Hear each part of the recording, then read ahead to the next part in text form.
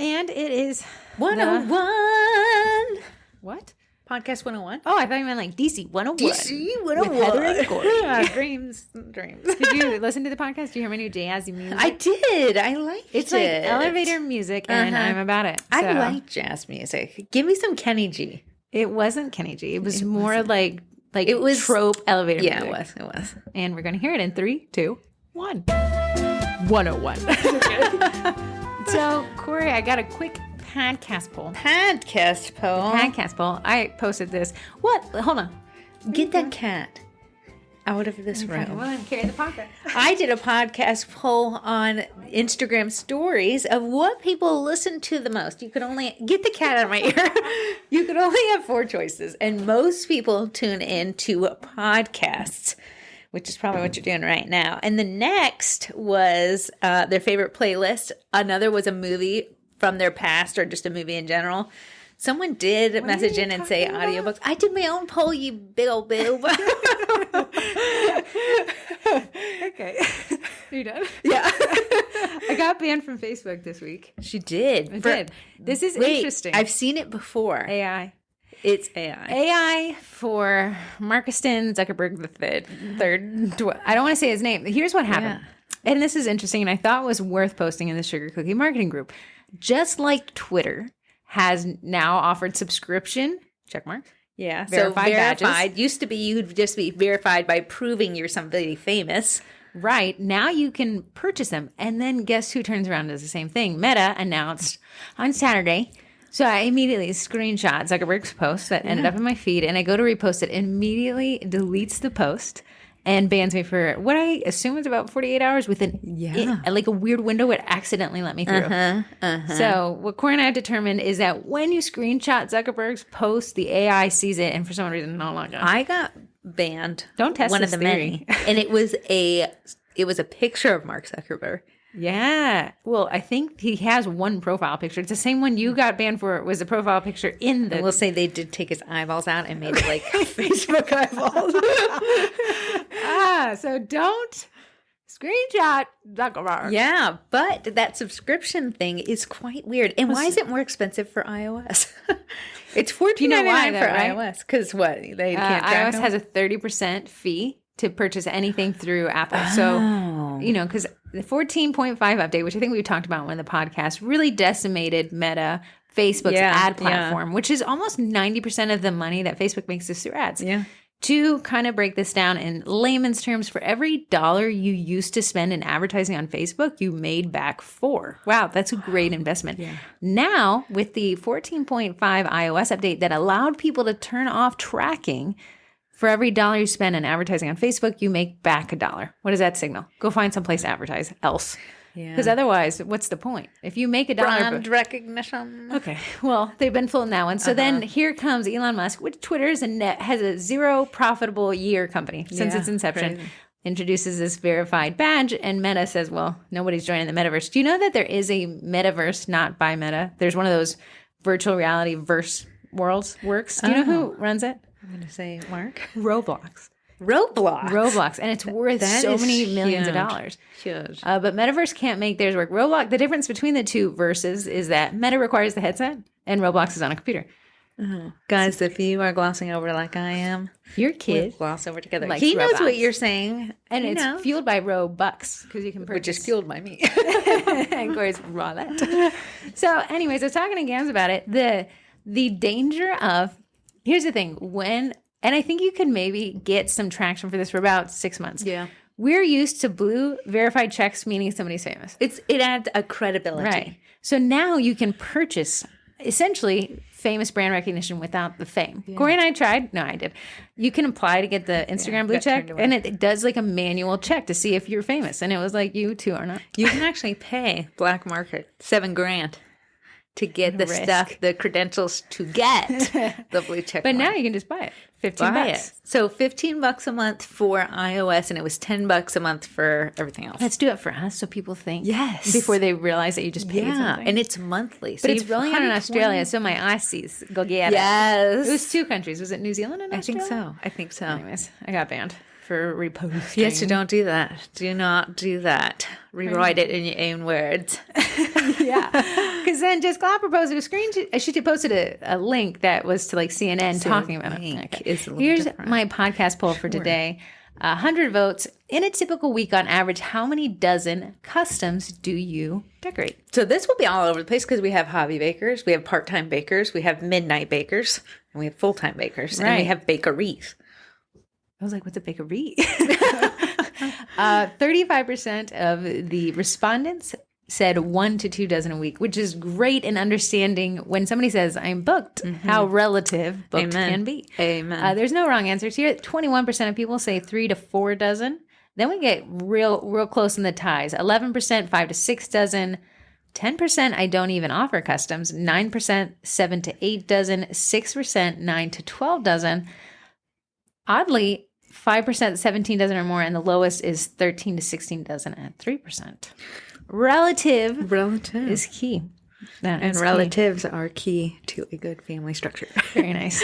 Come back. That's the podcast for today, guys. Thank you. So Corey and I figured that, we dropped cookie class kits.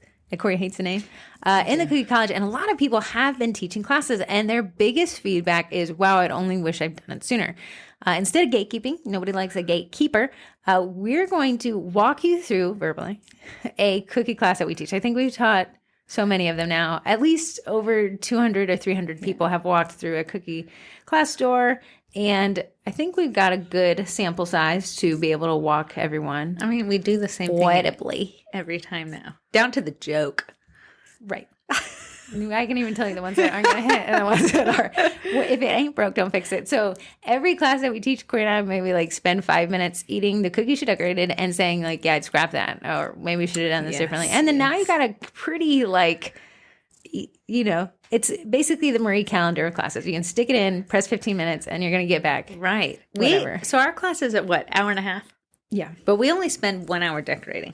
Yep. And it will always stick to that 1 hour. I think last class we went over 15 minutes, but it was just a single class. What was in the details on that one? It was. We had some slow people and we had some fast people. Yeah. So let's kind of walk you through kind of everything we've experienced. We've been doing this for a couple years now, so you can essentially go and teach a class. Now, if you want help on the curriculum, you can always sign up at thecookiecollege.com. Corey has created, and it's coming, the Easter one. It's going to be cute. It's cute. Is going to be cute. Corey also uploaded to TikTok with the caption "Precious Cargo," and I can tell you're frothing at the mouth. Go check that out at Sugar Cookie Marketing _ on Instagram. It is pretty funny. I am the actor in the clip. Yes, and it took me about 5 minutes to make. First up is prep days. It's so fun to talk about the fun of classes, but there is an overshadowing. Well, let's go back a little farther. Sure. Where do we list it? We listed. Corey and I had this great idea. So we used to finish a class, then post it next. We used Eventbrite. That's because we were not organized. We were not. And we thought that we had to decorate each set to use in a photo because if we didn't use that set, no one was going to sign up. Right. So instead of actually coming up with the set before we post a class, we tested this last year. We said, let's post our entire year up front. And then Corey's like, but we don't have the finished photos. And I said, let's just see what happens. It turned out to be great. I wish we had done this earlier. Heather had done broad names. Broad names. I mean, no, it turns out nobody really cared. Fun in the sun. Cookie class. Spring has sprung. Get some. And we skipped January classes just to regroup. Yeah. Because Christmas is usually kind of hellish. And then we posted the February through December classes. And it worked. And what it did was it cut down on our marketing expense and marketing time because they filled up by themselves. So I did not have to run a Facebook ad. We did not have to post in a bazillion groups. People found it. And I will say what we use to list is Eventbrite. And it has its own search engine within the platform. So a couple of you are going to say, well, Eventbrite has fees. It does. You can either absorb them yourself, which we do, or pass them on to the consumer. I think our tickets are $75. I think it eats about $6, not chump change. No. However, I'm lazy. Corey, lazy. Eventbrite does a lot of the email reminding for us. Now, if you say, well, if I don't want to use Eventbrite, what can I use? You can use Facebook. That one, I think, does have fees now. And then you can also just use your own website, but you're going to do a lot of the emailing and maintaining and record keeping yourself. All our options. Corey and I are just talking about what we do, and that is Eventbrite. And we do absorb the fees. We raised our ticket price by $5 to account for that. So question for you, since you're an Eventbrite connoisseur, Kind of. will it always cost money to list a class there? If you're charging, you will always pay a fee, or you will pass that fee on to the consumer. If it's a free, if the event is free, it's no cost to use Eventbrite. Okay.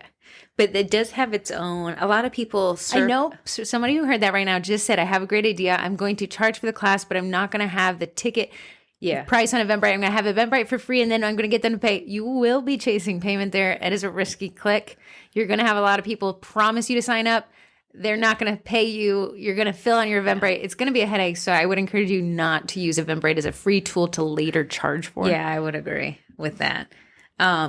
So we like Eventbrite because it keeps us being lazy, but it covers a lot of bases. Eventbrite also has say if someone didn't show up to class and they canceled within a certain window, you can give them Corey and I came up with our own policy. So if you cancel 7 days before class, you get a credit. If you cancel 8 days, you get a full refund. The reason being, you have to draw that line in the sand somewhere. At 7 days, I probably will have a little bit of a rougher time filling your seat. I could do it, but it may have to be a BOGO, 50% off on an ad. Yeah. At 8 days and beyond, if you cancel 2 months out, great. I can fill your seat. So what Eventbrite does is it handles credits. So when you refund somebody a credit, the money actually belongs to you now or in the future. And credits have the option to expire. You have never expire, 1 year, 2 years, 3 years. And we do what? One year? I don't want to be on the hook for a class ticket for the rest of my life. Here's the crazy thing. When Eventbrite constantly reminds these people who get these credits that they need to use them by X, a lot of people will let it expire. When a credit expires, you get paid the full amount, less the Eventbrite fees for rendering zero services. Yeah, which is fantastic. And you don't we've never had someone be like, oh no, my thing expired. No, they've never come back because Eventbrite is covering our bases. The other thing is having policies in place. Like, I don't like when someone cancels the day before. Corey, if you think Corey's a happy, go lucky. It really will just change my mood, but it is something that happens. So having it in place that, hey, I might not have their $75 today, but I'll have it one day is going to cover me, because what you're going to do if you think, oh, I don't have policies, but I've never had to use them, you're going to. And if someone comes and says, oh, me and my husband don't feel well, I think we might have COVID, we're going to get tested tomorrow, but I don't think I'll make the class. Can I have a refund? You're going to be like, oh man, I wish I had a policy in place. Especially if you already baked the cookies. Our one caveat is you can get a credit if you don't show up to class. So not only do you not get a credit, because obviously the class has already started, you don't get a refund either. So I've had people saying like, hey, I'm not going to make it to class. And I said, okay, great. Your kit, like the things we baked for you, are ready to go when you're ready to pick them up. And a lot of times they do show up for that kit. Yeah. Not ideal. Things happen. I get it. But that's kind of what we deal with. Yeah. But you also have to keep in mind, you're like, oh, I wouldn't mind if someone canceled the week of. You have to think, some people come in packs of 4 and 5. Yeah, what if half of the class dropped out? You have got to have some sort of policy in place, whether it be like, if I can resell your ticket in the next 3 days, then I'll refund you, or I'm sorry, a week out, I cannot fill those seats. So when they sign up, they know what they're signing up for. You don't hit that weirdness when you need to be marketing to fill those seats. Which brings up another great question. Our Eventbrite listing description, the copy, is way long. There is absolutely 0 questions you could have after reading it. I know a lot of people aren't reading it, but if they did, it includes the policies, an FAQ section, how credits work, COVID policy, masking policy, things like this, just so that, one of the biggest offenders I see of filling class seats is the 2-sentence description. If you're not excited about the class, nobody's going to be excited to sign up. Yeah. That's one thing I included in the cookie class kits is my event copy, because we need to get excited. We need to be excited, but we also need to give some information. Yeah. What you don't want is people emailing you incessantly asking for information that you could have given them when they signed up. Emails are always an indicator that you're missing something on the thing. And so, yeah, I think we're looking at over 750 words in our Eventbrite description, maybe 500. It's a lot, but there is no question. And it includes my policies so that nobody is left holding the bag. What you don't want is someone to ask you a question that's including your policies, but they never had a chance to read those policies. And then you're like, well, in my policies. And they're like, I didn't see it. Well, it's in the footer of my website. You should click. But I'm never going to click. So the copy. And so here's the imagery. In a perfect world, we're not perfect. No. In a perfect world, you'd have the event listing completely built out to reflect the class curriculum. And in my head, that's a person I want to be. It is not who I am today. No. So what Corey and I did, I'll just go to her mixing bowl cookie company, right click save as, and some set she did. I'll put it as a banner photo. If it's an Easter class, it'll be something she did for Easter. It's way too complicated. It'll be a bunny. And at the very top, it says new set coming soon. Pictures, to be updated. Yeah. To date, we've had 0 people say this isn't the picture in the photo because they've read that. And I know some of you guys get hung up. I didn't make my sample. I can't post my class. I can't sell. Guess what? Nobody cares. Nobody cares. However, in the Cookie Class Kits, you created those sample photos. I have which created Corey and those. which I've been using to sell our own classes. So it's been a whole new world for us.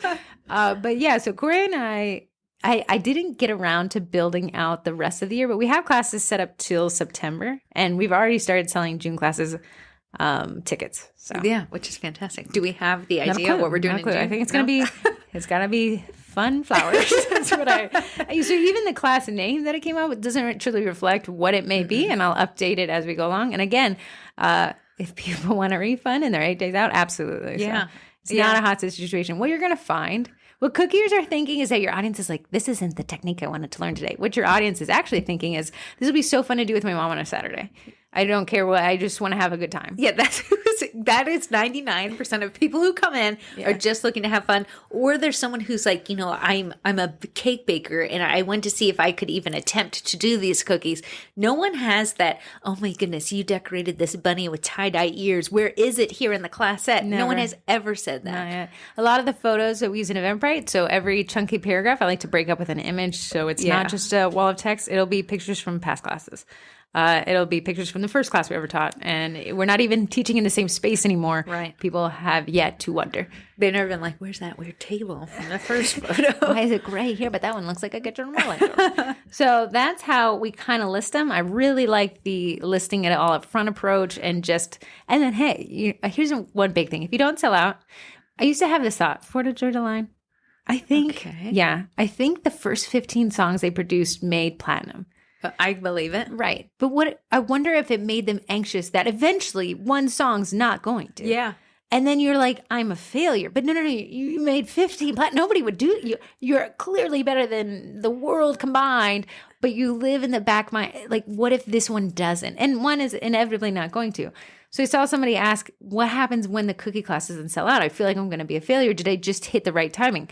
No. And when you post your calendar of events way ahead of schedule, you can kind of tell when they're not going to sell out. Corey and I have had classes not sell out. What I do, if it's 8 days out, I tell Corey, like, I don't think this one's going to do it. Yeah. And I'll tell the people, hey, I'd be happy to roll you into our next class or offer you a full refund. We're not failures. We just picked probably an inopportune time. Corey and I tried to do an Independence Day set. No. Yeah, people were like, I am not in town. A lot of people are traveling. Yeah, and then before you call it a failure, also try to remarket to the people who signed up. Hey, this class has 4 people. We need 6 people to make this class roll. Is there a bestie, a bro, a sis that you can snag and bring into class, and we can continue on? Another great thing, is to send emails to past class attendees. Probably in every class, we have 1 to 2 people who've taken a prior class. Sometimes they're coming from a year later. Kind of just need to get my cookie on one time a year. And we're like, hey, and sometimes it'll be somebody who bought 5 class tickets in a row, and we'll just see them 5 different times. So question, do you also make a Facebook event for these? I push it out through Eventbrite, which is... It is rough. And if you ever try that, you're going to say, like, it doesn't seem like it's working. The steps to find the loophole. I even had to teach a class on it in the Cookie College. It's so confusing. However, yes, I would, because you can manually make a Facebook event and connect the ticket portal to Eventbrite. That's a whole nother search engine. A lot of people do find things to do on the weekend through Facebook. Why wouldn't you not? You can also make events on Google My Business. Right. So that's now 3 places that you can separately get new people. You can also make events on LinkedIn. Take that back, 4 places. The thing with Facebook, and we understand Eventbrite pushing the event. On Nextdoor. Huh? You can make events on Nextdoor. Okay. There's no excuse. Eventbrite pushing its events to Facebook. We know that Facebook is trying to take Eventbrite out of the market. So they want to keep the money for themselves. Facebook's hemorrhaging money, so they're taking everybody else's business model. Yeah, so they don't make it easy. So let's say you make your event on Eventbrite and then you go and make another event on Facebook. I'm going to tell you why it's important to make your events on Facebook. One, if I go post in a community group, I can tag the name of that event and you can click to the event and you can get all that description. And Facebook has been adding a lot of features. If you look at the Sugar Cookie Marketing Group's lives, there's now a built-in FAQ section I can add with expanding question and answers. Really nice. You have a discussion section, which is a whole nother way to land in somebody's feed. Yeah, it's actually a way to land also into their notifications. So when I have a class that's not selling out, I'll go post it in a few classes back, because if anyone replies that they are going or interested, they'll get the notification unless they've turned it off in their settings somehow. Yeah, I agree. So what Corey's also saying is that Facebook is a search engine. If there's a search bar on the website, it is a search engine. Now, Facebook actually has more than one search engine. It has an event search engine built within its general search engine. Yeah. So when people look... If you say you're going to an event, I'll get a notification that says Heather replied going to events local to you. And that's great. And then sometimes on the weekends, it'll be like, here's events going on near you. And then there's a whole events tab that some people search through to find things to do. So if you're saying, well, I don't think I'm selling out, listen, if we can sell out, you can sell out. So that means there's just a little bit part of your marketing that you're missing right there. Just go find out. Just do a personal audit. Things I love to do, get a grandma, get a mom. Yeah. Ask them to try to find it. I will say, if you're like, I've attempted classes, I haven't sold out, change your action button at the top of your Facebook page to sign up and link that to wherever you're going to do. Change your about section and add that you teach classes. And in every post about the class, add a link. There is some strategy about where you add the link, but I also want to see it in the comment section as well, and to any comments. So if somebody's like, this seems fun, Sarah, be like, you two, I'd love to have you. If you guys have any questions, let me know. And here's the link. We have 4 seats left. We'd love to call 2 of them yours. Yeah. So this past class, we had somebody cancel the night before they had COVID. It was her and her husband. So that took out 2 of a class of 10. So we tried to do BOGO pricing. Turned out to be a bit of a nightmare, but we still got buns and seats. And the 2 people who showed up said, I really am excited. I think I'll be coming back. Yeah. So cookies. So, okay. That's promotion. Corey and I, we've been doing this for so long now, people kind of look for it. So we don't have to market as hard. However, do as I say, not as I do. I'd have an email list. I'd have a Facebook ad going. I would have something constantly trying to get into front of new eyes. And then we do kind of the group posting, which is what Corey did when we tried to fill those 2 seats. Yeah. And that filled those 2 seats. What I did was these cry faces and said, oh, but what was me? 2 people dropped out of my class tomorrow. And I had so much people just being nosy because of the crying faces. Yeah, well, they're like, I want to come. Someone's like, I'll drop my kids off. So 7 days out, I start a manual drip campaign. I also include those in the cookie class kits, but it's nothing scientific. It says, hey guys, just a quick recap on policies, what to expect, what to bring. And my own little thing I like to add is a Google overview, like a Google Maps screenshot of the parking. A lot of people do get anxious when it comes to parking. Yep. And what we want to do is take all the anxiety out. We want this to be remove objections. Yes. We want this to be such a fun time that when they think about, sugar cookie classes, that was a blast. It wasn't like, it was really hard to find. Right. And that's that anxiety of being late to class. A lot of people have the policies. If you're late, the door is locked. Like, no, you can show up late. But kind of helping them navigate, even if you're like, well, Heather, like the signs right there, still include that. It's just a little thing for people who have parking anxiety. Now, past the parking lot, I have made a chalkboard sign that says, welcome to Sugar Cookie Classes. I want you to be like, looking at the building and be like, oh, that's where I need to go. A lot of us are renting spaces.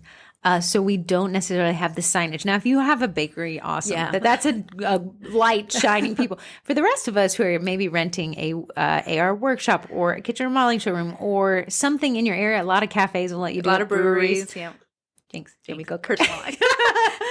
that having that signage does help direct traffic. I even, the more you can make people understand where they're headed, the more relaxed they are going to be giving you their money. So let's say 7 days up, I send the first reminder, and then I include that the policy now has, rolled over into a credit policy. So if you can't make it, just let me know, but please let me know before class day because we can't give you. So I make sure that's communicated, right? But you may be like, maybe you're giving them an idea. Very rarely do people say, well, I want a credit. They really do want to take the class. They do. Aha. Now I have a million credits. So then I create a spreadsheet that does kind of the baking math for Corey because she's doing the dough. Isn't that something that you've included in I did, yeah. So it just kind of says like, here's how many people.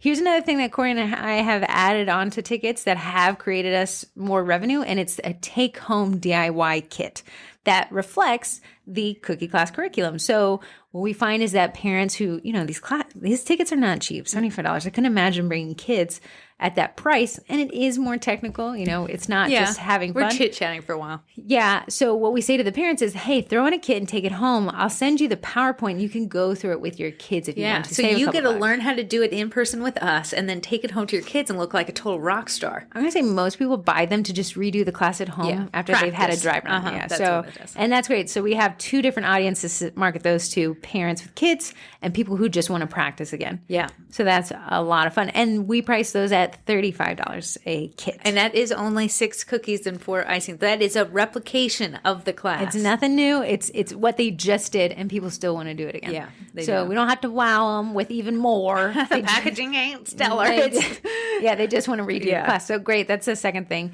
In those drift campaigns, I kind of include that. They can go back and add another kit if they're getting excited. I don't know. Just want to make sure that everything is there. People do add them. Even last time, she's like, can I sneak one in? Absolutely, yeah. So that's great. Then I'll send another reminder the day before at 10 a.m. The class starts at 11. And then Corey and I typically bake. So now we've gotten into prep. She has my spreadsheet. Typically we do 6 cookies, 4 icings. And then the spreadsheet has, just some formulas in it that just tell us how many of each cookie we need to bring, how many take-home boxes we need to bring, how many kits we need to make. And then Corey and I will meet typically on Thursday, but most likely on Friday to do a baking day. Yeah. I've been doing baking by myself recently. So I can listen to podcasts. I do icing though. So for the icing day, the prep day, I would say icing's the worst. Hate it. I hate helicoptering. Well, you can really get into a rhythm. It's really, really smart to have a scale. A digital scale. It's and going a to little save cup you hack with the cup. With yes. It's going to save you time and money to have a scale because you're not ever going to overfill. You're not going to underfill. If you really wanted to get the math right, I always say decorate the set before you go teach it, just so you know. Mm-hmm. But you could weigh your icing before and then weigh it after. I'm going to say Corey and I typically have 2.5 ounces to 3.5 ounces and never, ever, ever in the history of classes has someone run out. Oh, it's gotten close, but no one's run out. So if anything, what we do, you might say, well, ideally you'd probably give them the perfect amount, but in the Korean, maybe a little bit of anxiety there. We let them take that icing home. It makes their to-go boxes feel real heavy, makes them feel like they got one over on us. They're actually cleaning. They don't know it. So we include a Ziploc bag in every class. Of course, this stuff is like dripping out. The tips are cut. They do not care. They do not care. No. I'll be surprised if I see someone leave their icing behind. Rarely does it happen. Sprinkle tubs all the time. Oh, yeah. Sprinkles everywhere? Yes. Sprinkles on the floor every time. So what I like to do, custom boxes for classes don't necessarily make sense. So what I do is I go get foam stickers you can find them at Hobby Lobby, you can find them at Michael's, you can find them online. Just to zhuzh up, just to theme out these boxes. It really does make a difference. It's cute because when they're taking pictures, because they're so worried that they're going to break, they're taking pictures of cute boxes, So when they tag us, it looks just a tinge bit cuter. It is cuter. And a lot of these people are doing this to post to Instagram, so keep that in mind. Okay, so one thing that we do include in the cookie class kits, but we actually don't use is piping practice sheets. Corey and I bought a piping practice sheet, I think from Gardy's Goodies years ago. I made some modifications to it, and then we laminated about 50 of them. That's about 45 too many. Yeah. We only need about 10. It was because we did Christmas 7 classes and we were like, we can't wash them. There's not enough time. You remember in the middle of the night, I had to go to the FedEx and pick them up. So we have these laminated things. we just make them do half of it, not even maybe a third of it. Yeah, because one, I don't want to waste icing and so much time on there. It's really so I can just come around, correct you on a few things before you start decorating the cookies so the students don't get frustrated. It does eat a lot of class time, and it makes them feel, it really helps with the logic of understanding how the icing flows. I've yet to see somebody not like they hate piping practice, but they like that. They hate it because it really gives them a chance to. And then Corey will come around and I narrate this. Nobody's paying attention to me. I could say like the sky is green and people would be like, okay. But it's a really great. And I think that takes about 10 minutes. I would say 10 or 15. Some people do ignore Heather. Most people. And go off and just do a bunch of stuff. But so Heather, what she does now is like, hey, you can do whatever you want on this paper, but when you run out of icing on your cookies later, don't come looking at me. And it really brings them back in like, okay, there is consequences to my actions. I think people have this question. Do you bring extras? Not all the time. We don't. It feels nice to have maybe one extra of everything. However, I never tell people that we do that. And if nobody needs it, if everything goes according to plan, Corey will actually take that and make it a kit and sell it on our little page order. My little page order. Your little thing that you play dress up and pretend. The thing about our classes, and it's really nice because me and Heather teach them together, is we start immediately on time. But no judgment if you're late. No judgment. So what I'll do is if someone's running behind, I'll be like, hey guys, this is a class of 10. 9 of you are here. If you don't mind if someone walks in, I'm just going to step out, just bring them into the class. Just to set that expectation so there's no weird lull. Like, where did the teacher go? Granted, now there's 2 people that are teaching this class together. So, and Corey and I are 50-50. I'm not just apprentice. So it's not like you can hire a teen and then have them manage it. Although the teen could get somebody into class. That said, let's kind of walk through. Corey and I get there at 9:45 because we have nothing to do with our lives. But we could get there at 10 and set up until 10:30. The earliest I've seen people rarely is 30 minutes early. Most of them come in 10 minutes early. Right. Sometimes we'll have people come in 5 minutes late and I'll wonder if I accidentally sent I'll be like, the wrong day. So Corey and I get there immediately, just give everything a clean wipe down, start fresh and new on a fresh surface. And then each little station, it looks like stations and it really helps people understand where the seating is. We have it on a very large island. In a perfect world, individual desk would have been cool. Nice. It's not what we have to work with. The price of the room is very what we want to keep. So what we do is got these pans. You can get them on Webstaurant. Yeah, that's where we got those pans. They were expensive. In the cookie class kits, I found an Amazon alternative. And then people go to Dollar Tree and do like, those plastic things they do when you go to things. Yeah, when you go to like old school McDonald's and they give you the plastic tray. Plastic trays. The reason why we like the metal ones is because one, it's lasted years upon years, and they're not pretty because Heather did wash them and it kind of like but tarnished. Here's the thing: the little ones don't care to be washed. The big guys must be made of something else, and they're like, we will shrivel up. So what we do is we have 3 different parchment paper sizes, but don't sleep on the parchment paper. All of that we just get on Amazon. I measure out the space, so we have one real large one like A4 by paper 11, size one, and then 1/2 sheet size. Yeah, and that way it actually makes cleaning up a breeze. We just crumple it all up and throw it away, and then vacuum because sprinkles are everywhere. Because you have to think if we're having the pans and the icing is on those pans and it's leaking out because we're talking so much or they've squeezed it, that's a lot of cleaning. And icing crusted is just a battle. Yeah, it's like glue. So Corey and I get there at 10. We spend about 30 minutes setting up, kind of sit and chill, and then Corey will take photos. I'll take photos with a professional camera. These are all the photos that we end up uploading to Facebook, post to the Instagram stories, really kind of generate content because content today will sell a class next month. Yeah, so I love to do show out in our Instagram stories. I love to be like, here's what we're going over today. Look, this is going to turn into a snowman, and this is this. And then we can use this content to promote future classes. So Corey will use her iPhone. I'll use this camera. We even have a DJI Pocket, which is just a stabilized mini camera. Again, producing content. Yeah. We don't know if the stuff is going to turn out sometimes, but at least we have it. If you click record, you can always assess if it turned out later. What it is. But Heather and I actually use a 32-inch Samsung TV that I've had for an ungodly long time. Nice. No, but what it does is that's where we show our step-by-step through. If you've ever decorated in front of somebody, it's really, people are getting out of their seats to kind of come and hover over you. Yeah. And when COVID came around, we kind of didn't do the decorating in person. We just did it on the TV. Now, if someone doesn't show, I'll just decorate their set. So typically, Corey actually doesn't decorate live. Now, I know a lot of you guys like that. Here's a camera. People ask, honestly, if you want to save a lot of money, you can use your iPhone. as a webcam. Just I think there's a couple steps you got to do. Samsung requires a few more steps, developer mode, so brace your butt. However, when we went to CookieCon, they had a document camera that teachers were using to teach remotely. It works great for these types of video. It's iPivo is a company, and they have 3 different options. One that has that needs to be plugged in, and one that has a battery, and one that has a battery with Wi-Fi capability. So which one do we have? The most expensive that we never use. Why don't we use it? Because we use the TV to do the PowerPoint. Could we switch back and forth? You could. Let's try it one day. Really? Okay. Yeah. I'm in. So what we have noticed, and the reason why we shout the PowerPoint from the top of the mountains is because it really dictates the speed of the class. When you give someone the sheets of paper, the PowerPoint printed out, they will go rogue. And you're going to have people that are finishing the class before the time is. Fine. And a great option if you don't have a TV. We did have someone in the Cookie College who was like, yeah, they went crazy. They started going off on their own. Then their class ended early while everyone else was still decorating. And they almost didn't like the class because they didn't follow the rules and they finished it fast. Yeah, so we're gatekeeping the next step. We are, because they need us and I need them to follow along. So the class is exactly an hour and a half. Now, okay, let's say we get the class started. What we always do to kind of break the ice. One, you got people coming from all demographics, especially here in Northern Virginia. Some people are chatty Cathys, and some people are just wallflowers. Shy.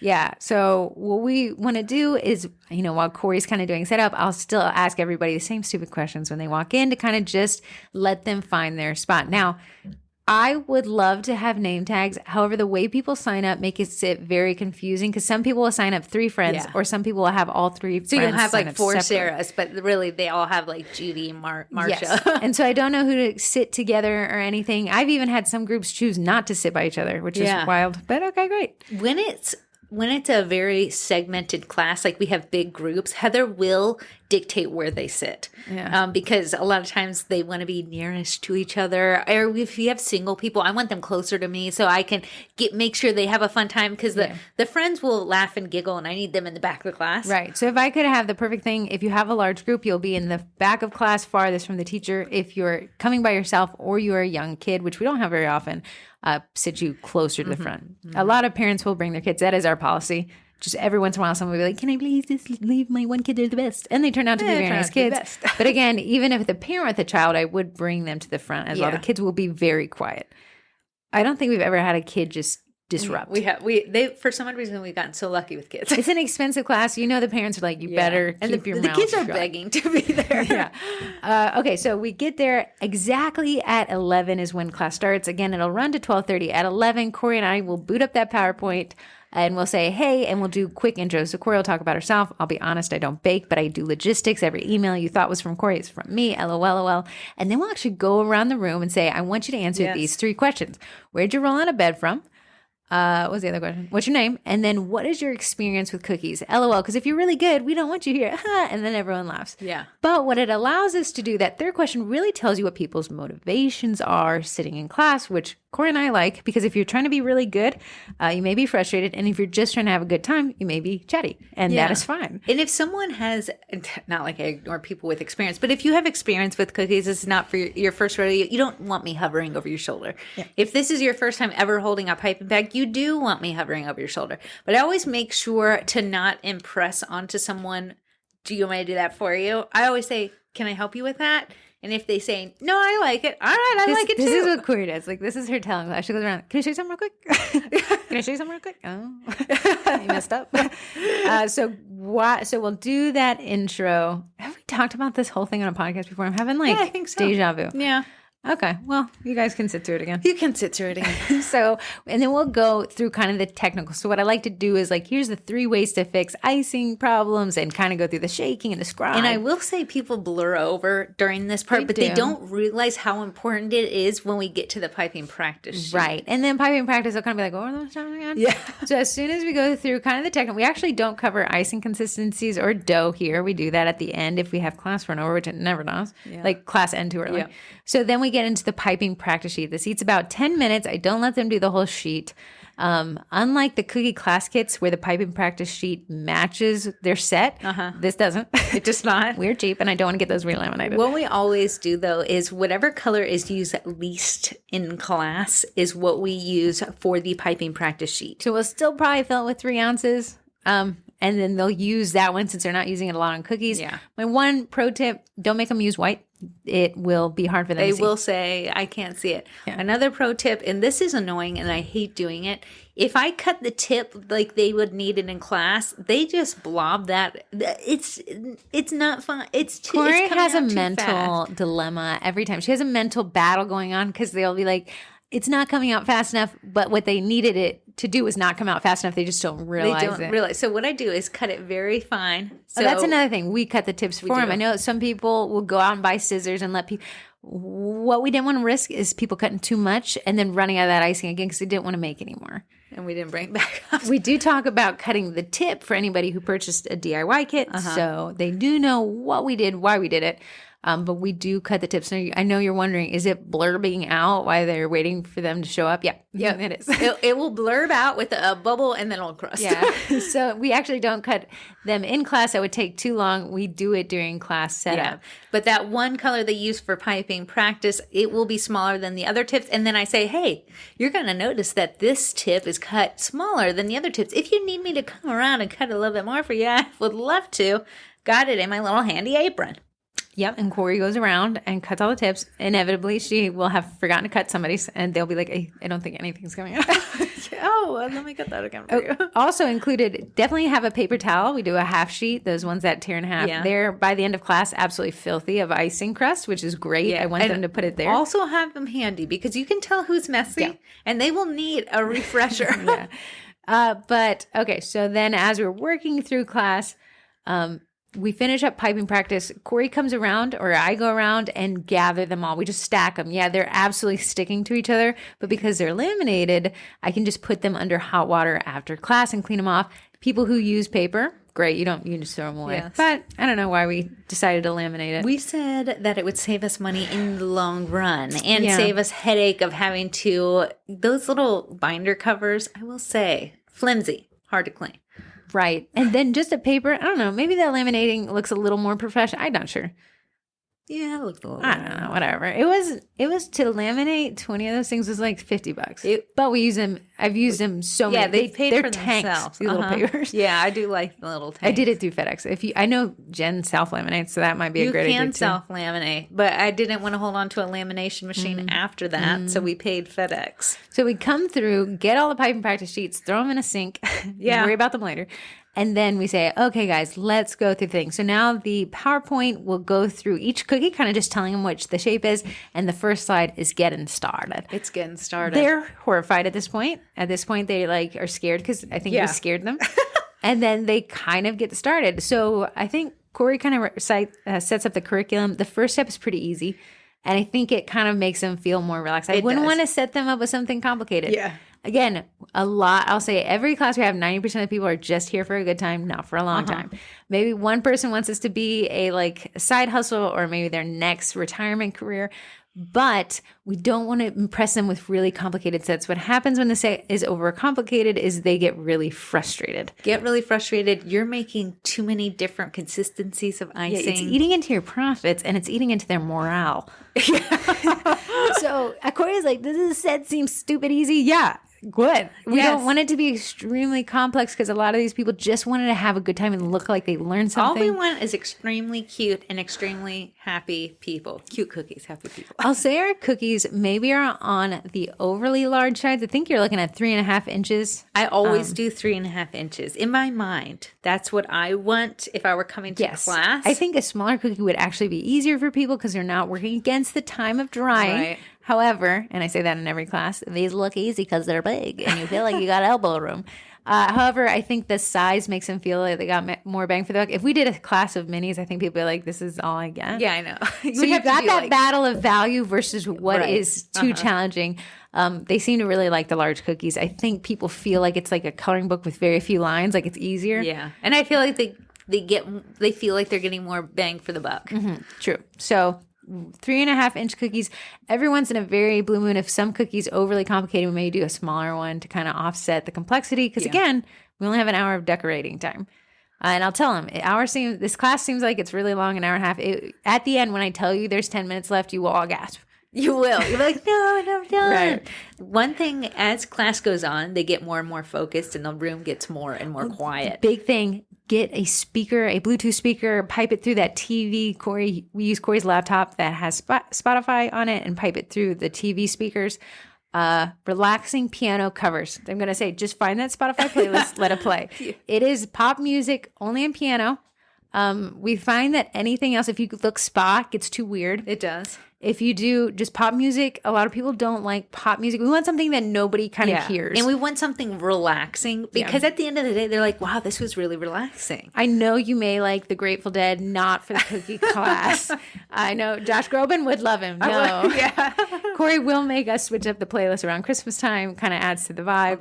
But that, I think it has like a carnation, the Spotify playlist cover. Does. It's like, a rose or something. Find that one, let it play. I promise you people will respond well to it because it's pop music. So you know the song. You do. I think one's like Hercules. Love it. It is number 2. I even let it play here. But yeah, if I could encourage you to find that playlist and just let it go. And I'll even throughout class, because they get quieter and quieter, I'll turn it up a little bit so that it doesn't feel so empty. What we don't want is that complete silence. It's a little jarring. It is a little. As a speaker, you know? Yeah. So great. So we got the music play. The music plays from the minute they get in there, and it will play until the end of class. I do, change the volume as we're talking and as they focus. You're going to have people that are speeding through, and you're going to have people that are perfectionists and taking their time, which what we always do is make eye contact with the people that are finishing fast. And be like, I see you. We're going to wait till a few more people get done, and then we're going to go to the next step. So you're also compliment them, watch them. Yeah. They'll just Heather does. Heather will be like, Kathy is on a roll. Kathy's halfway out to her car, guys. And they like being recognized. Because I know we went to a class, only class that we ever went to, and we were finishing our steps fast, but other people were finishing it slow, and it was this correction. Weird you were. I had time. A new buddy. Me and my buddy. We were doing pretty. Well, Corey and I will find somebody who's probably just slightly above average and pace the class to them. You'll know who they are. You're like, oh, that looks pretty good. And just match them. Don't match the slowest person. It will go over. And don't match the fastest person. Everyone will get frustrated.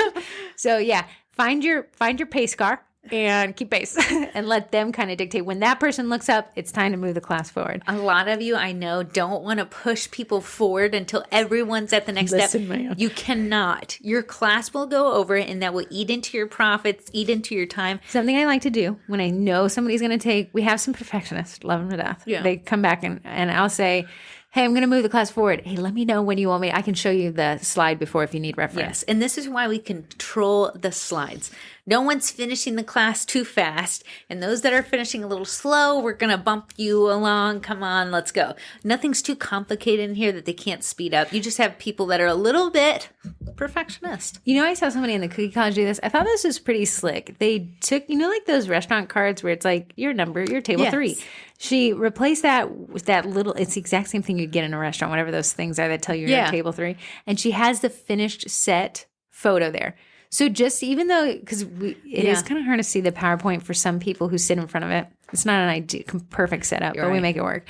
I almost wonder if seeing the completed set would at least tell you like, oh, this is where the color goes. Well, what we did this past time is I actually made the set into their freebie cookies. That was a great one. So they could see exactly what they needed to do next. With the Cookie Class Kits membership, we're producing everything and all you have to do is kind of add dough, but it is encouraged to run through one time yourself just to know what you're dealing with and then use that set. Bag them, tag them, freeze them, and give them to the people when they show up. They really enjoy seeing what the end product looks like. Or use it as your examples in class, and you can bring them around to. I would almost like that better. Yeah. So I decorated in this past class, and Heather was just able to bring it around the cookie and ruin my flood. I really tried. My little nails got it. Okay, so after we start going through the slides. I was telling people who have the Cookie Class Kits membership that typically for each, we have 6 cookies in 1 hour. That's 10 minutes per cookie. So, but we have a bunch of steps. Your steps at the beginning are going to be the heavy lifting steps, typically flooding most of the cookie. Then towards the end of the class, you're going to get to the very small details that kind of wrap the cookie up. So if we only have 10 minutes a cookie, think the first step would be 4 minutes, the next step 2 minutes, the next step 1 minute, and you break that up as you get to this cookie through the slides. If you want the mental, like how long do we spend on this? What I do in the cookie class kits is I have decorated, by the time you are seeing the cookie class kit promo, I have decorated the set 5 times. What I have it listed in the PowerPoint is a step-by-step to get them all done with just enough time so you're not giving too much time for one and then it's not crusted when the next detail comes for it. I mean, we've done this so many years now that, they're all crusted and people are pretty happy with it. I'd say one time we made a lettuce cookie and that guy was not ready to go. I was like, oh no. The icing might have separated the night before. So that's kind of how we approach the steps. Again, find your pacemaker, your pace car, and get your pacemaker going, and then kind of tool class. So what I'll do is, like, hey guys, I see people finishing up here. Let's move on to the next step. If you're not ready, no sweat. Keep doing what you're doing. You can catch up when you can. And then we'll kind of progress it. Now, Corey and I do work in a 2-person system, so I will narrate class. I do, if somebody doesn't show up or we have those extra cookies, I love Corey demonstrating a more complex step, like wet on wet, kind of people get lost on. Saying it out loud doesn't necessarily always make sense to folks. Right. So what I try to do is maybe tell them, especially in a more complex cookie, I'll walk them through just pointing at the PowerPoint with my finger. And then if Corey has the set, I'll be like, and let's look at Corey do it. At the point that you feel comfortable that you got this, jump on in. Yeah. Because if Corey decorates every cookie, and then they go, we'll run over class. By the 3/4 point in the class, no one's looking at me and Heather anymore. They're looking at the PowerPoint, down at their cookies. We're being I don't walk around the class anymore at that point because they have already got their system. At this point, the only thing, can you cut my bag more? Like, that's it. No one's really asking me to go away. Turn off the music. I'm done with you. So then we're just chugging along through class. At the 15-minute mark, I'll kind of give Corey an eye. If I feel like the class is kind of doing well, I'll say, hey guys, we got 15 minutes left. I know, didn't that fly by? You guys are doing great. We will finish on time. Or then I could say 10 minutes, guys. And then Corey and I, this is twin speak. I'll look up and I'll do this little eye twitch. That means I'm cutting off some end slides. And that is why, another reason we do the PowerPoint, because if class is going over and say we had another class after, we've only given ourselves a buffer of 30 minutes. Corey wished it would be an hour, but I hate that. So what we'll do is skip one maybe minor detail. Yeah, because remember the last few slides are the details, like adding a heart or adding a little texture thing. Or a dot. Yeah, so sometimes I'll just, and here's the thing, you may say, but people know what the end set looks like. Yet to date, they have yet no one has to ask where that step that little dot there. I think we missed it. I will skip the step when nobody's looking at that PowerPoint, because if they get wind, they will say, did you skip something? No. Maybe. So then, okay, here's the thing. The last 2 slides in the deck, the last 4 slides are icing consistency and dough prep. We don't get there.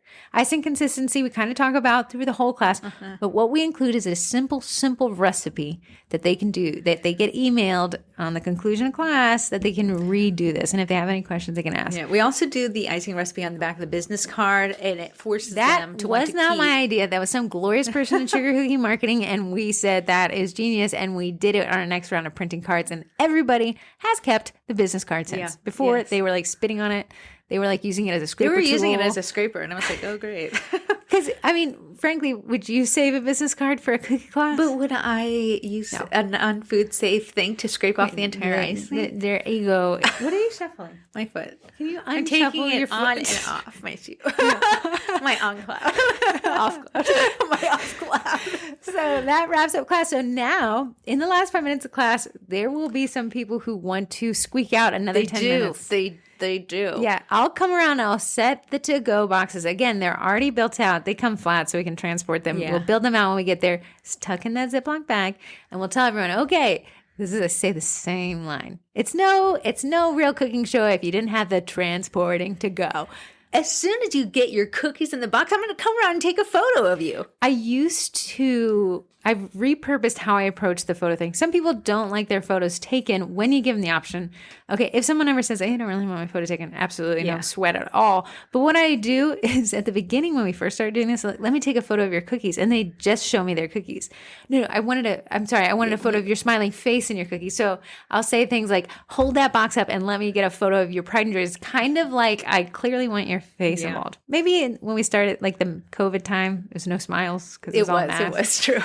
So I do like, so why do you do those? Because when I send that final email, which is scheduled, so it goes out at 1 on the same day, Corey and I are definitely out at lunch at this point. Yeah. It'll say, check back to our Facebook page tomorrow and snag your photo. Yeah. And a lot of people will come from class and say, oh, I had such a great time. Someone did ask, what's everyone's photo release? We've never had to do that. If someone's like, I don't like my photo being taken, which has only happened maybe twice in all the years. We just don't take their photo, which is no love lost. Right. I do take photos while they're decorating. Of course, it's just the tops of heads. I've had no one. I do say, hey guys, while you're working. This is a point where they're no longer acknowledging that Corey and I are in the room. Nobody has said really anything. It's just kind of action photos, I guess. They get kind of boring to look at after a while. By putting the boxes next to each person, it signals to them like, we're wrapping up. So you need to be wrapping up. Nothing wraps up more. Corey starts crinkling those parchments and throwing them away. I start stacking some metal Inevitably, somebody will say, can I show you my wife's kid's, child's, cousin's, dog's, parents' first cake photo? And that's a time suck. So Corey and I, again, maybe twin speak, I don't know, but you can tag team like, hey guys, that's so excited. I'd love to see it. While you do that, I'm going to pack up some stuff. Let me know, because as soon as this is done, this room turns back into a showroom, or this room turns back into or we have another class right after this. Right. Use something as the fall guy. At some point, some people just talk so much, just turn out the lights.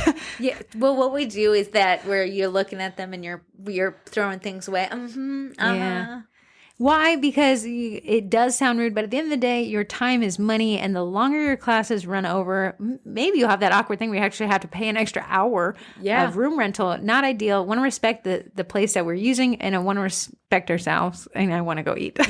Really. Now, something we don't do because we're not that organized, mostly on me, is a lot of people will bring cookies to class that are decorated, heat sealed, and sell them to people in the class. That would be cool. That's a nice upsell. I like the idea. Corey and I are not organized. It would be juggling a lot to get that. Something didn't include here when you walk in, still, I kind of liked all the COVID precautions, even though our state doesn't acknowledge them anymore. So we left hand sanitizer. If you want to. If you want a mask, hand sanitizer, gloves. Nobody's used them yet. I use them. Only Corey does. But I kind of liked, the Lysol wipes. We did. Still haven't seen people use them, like the vibe that they're there.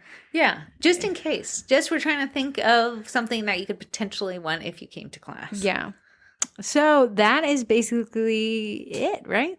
That is it. So at an hour or two later, anybody's on the list? I will say this is something you have stopped doing, but what you want to do is at the end of the class, your last slide, to have it, your future classes. It's on there. We just never, they're no longer looking at us. But I make it for every class. Yeah, so then what you say, hey, if you really like this class, here's our other classes we have. And that's why it's so nice to have your classes set up ahead of time. Yeah. I do include it in that email they get afterwards that has actually created an Amazon storefront.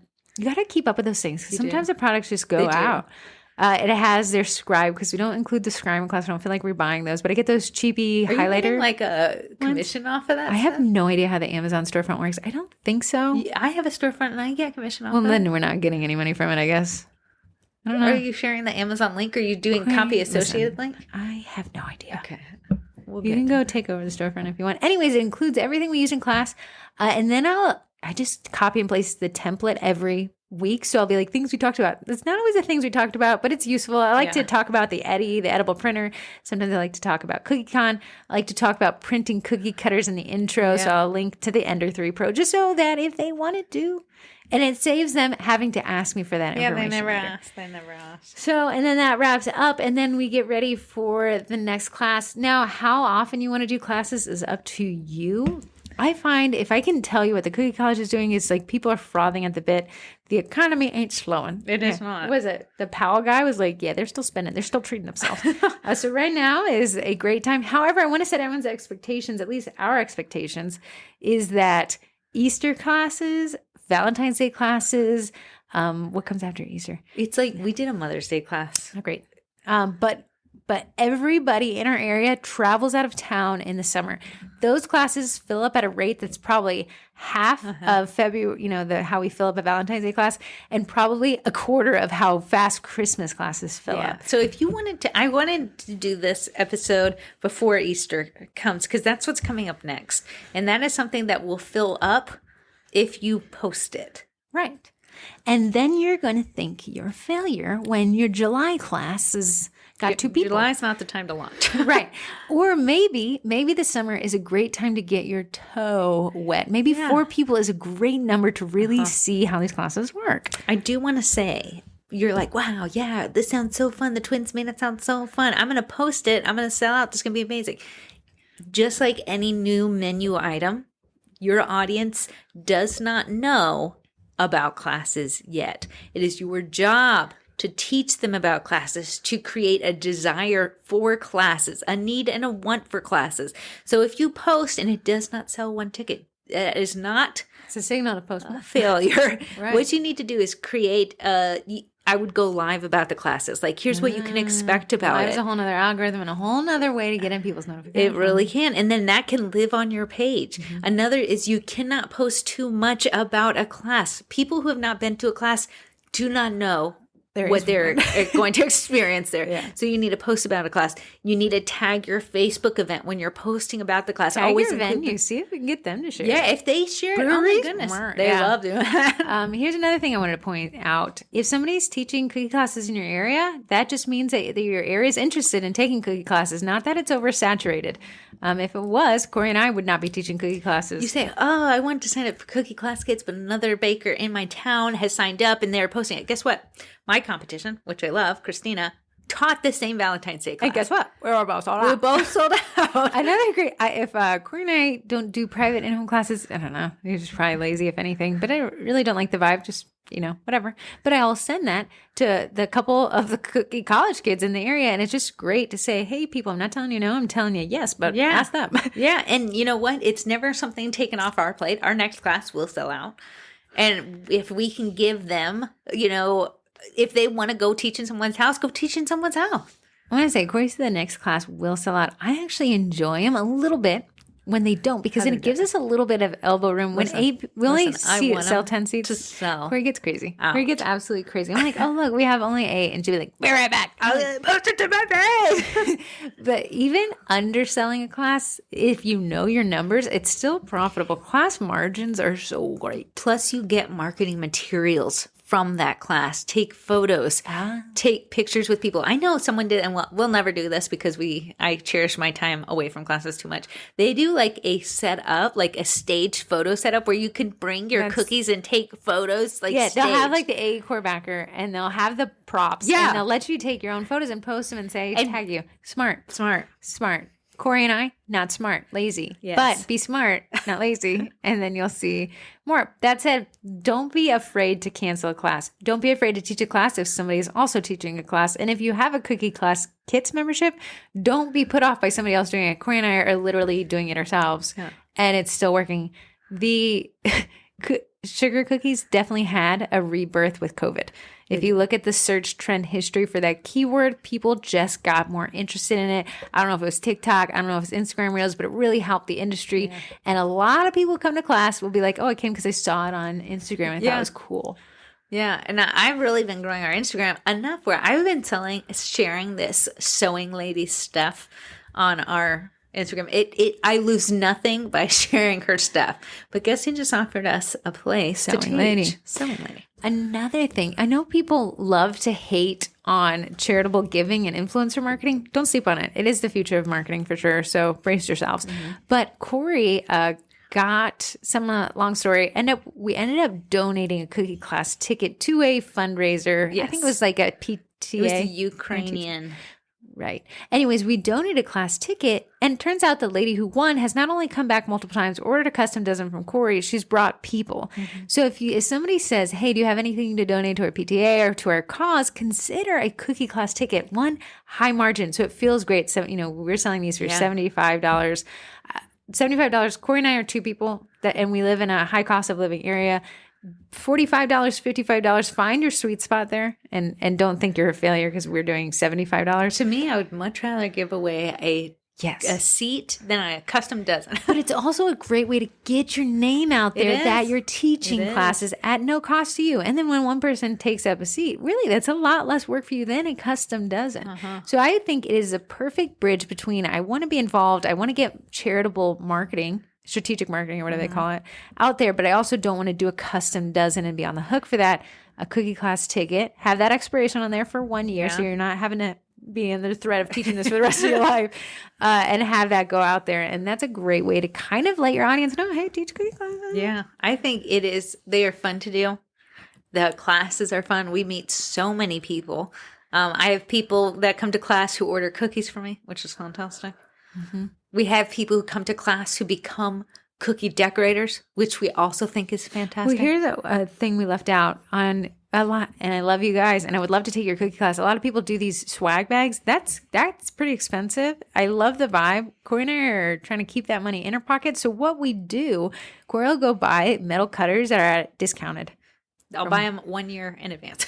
Right. So a lot of metal cutters, and then she'll kind of just tie it to a cookie. Sometimes they have nothing to do with each other. People are so stoked to, one, see what they could learn to be, and to have a cookie cutter to do. Because remember, we're giving them the recipe. Yeah. And they have this cookie cutter kind of practice with. And sometimes you might be like, Corey, you're decorating 12 different cookies for them. No, sometimes they're Eddie printed ones. Oh, people really like Yeah, the they'll be like, someone's "Come like, on are we down, going to I learn decorate this? like you." You already know how. Control P. So yeah, I find that that's a great way to tell people, like, hey, if you have a business, I can also print these. Yeah, Like, and true. And then if you really think ahead and you know what your next class is, I would decorate that set and that be what you leave behind. Like they'll be like, oh my goodness, the caterpillar is so cute. Oh, good, that's our March class if you want to come back. I would say our December classes fill up. Your December classes will fill up. Every December class will fill up. Yeah. If you could have that published now, a lot of people we don't see consecutively, if they come back, we'll see them every 6 months. So you can tell somebody in a February class, hey, if you really like this, you're going to love the December class, but it will sell out so early. Yeah. So go sign it now. Go sign up now, snag that ticket. And then you can that's how you're going to be able to fill these classes without working as hard. That's definitely been a money move. Posting them now Yeah. versus waiting Had for I a month in known. advance. Had we known. Yeah, I was like stressed about it. Yeah. Well, that's it. That's it. I'd say, like, if you could just teach one, I don't think I've ever seen someone said, I taught a class, I'm never doing it again. That was a terrible experience. Yeah. I think a lot of people learn a lot in their first class, but they're addicted to it once they've done it. Yeah, in the Cookie College, Corey and I did record a class that we taught, just so you can kind of see, like, I'm not going to say it's going to blow your mind. I'm going to say, though, it kind of shows you how we structure the class, how we move through class, and stuff like that. But yeah, if you wanted to take kind of the complexity out of the class curriculum, you can sign up at, thecookiecollege.com and get the class kits membership, or just grab the bigger membership, the Cookie College, see how we teach a class, get all the other 90 courses that we teach on marketing and sales for bakers, and then get those cookie class kits included as well. But the Easter class should be dropping in the next week and a half. It will. It will be cute. It will be bunny. It'll be an extra thing. My family, Gam's asked me the other day, for some reason, Corey's nickname growing up was Corbun. Corbun. Because she liked bunnies. And I don't know why Corbun became, but Dad still calls it sometimes. He does. Corbun. Corbun. And not head. Corbin. You sound like weird people. Let's go to Sponsors. Okay. I had gotten an email from AE Core backers, and if it is what I think it is coming to my door, I will freak. What is it? I don't, because I don't want to say it. Do I not know what it is? No, you don't. Really? But if it is what I think it is, we are all going to be in for a treat. I am interested. AE Queerbackers is what I use to take all my food photos on. Corey, why do you use AE Queerbackers? It's because it's actually a food safe backdrop. So if you're taking pictures of clients' cookies on things, you want to make sure that you are not cookies on things. Clients' cookies on things Okay. that aren't food safe. You want to make sure that you're not putting yourself at risk. The last thing you want is a customer to be like, I think I have E. coli. And you're like, oh yeah, I did take that on a weird chalkboard I had in my basement. You want to make sure that you're using something food safe and that keeps you safe and keeps your customer safe. And they have so many different designs. The one I use the most is Polar White. It is bright white. It is easy to edit. Absolutely love it. But then she has all these matte colors that are really bright. So matte I lemon. like those guys. I know the lime. Apricot. Yeah, they're so It's peach. vibey. They're so pretty. Orange is bright, so you can really have fun with it. I know we did green for the Super Can you Bowl. make the cookie class kits Easter class? Can you make it look like it's coming out of a basket, but not? So like get the grass that looks like it goes in an Easter basket and put it on a polar white and kind of like vibe it out. can't. Look like we held eggs or something. I can't. can't. The wine. Anyways, you can save 20% off of your AE Core backers by using code SUGARCOOKIE at checkout. I love my AE Core backers. Absolutely love them. They're rigid. I get the 23 by 23. They do come in larger sizes for you cake folk. They do have the L brackets which connect them, so you can actually make. How often do you use L brackets? I don't use them a lot, Right. but I do stack two of them It together. would be nice to have one set of L brackets if you for have sure. 2 A cores, just in Yeah. case they'll back up. Yeah. They'll shum, shum. Take a Cake high people would note. have to. Oh, they really. would have to. Yeah. You need one. Right. Next up, I talked about Eddie earlier. Eddie is Primera's direct-to-food printer.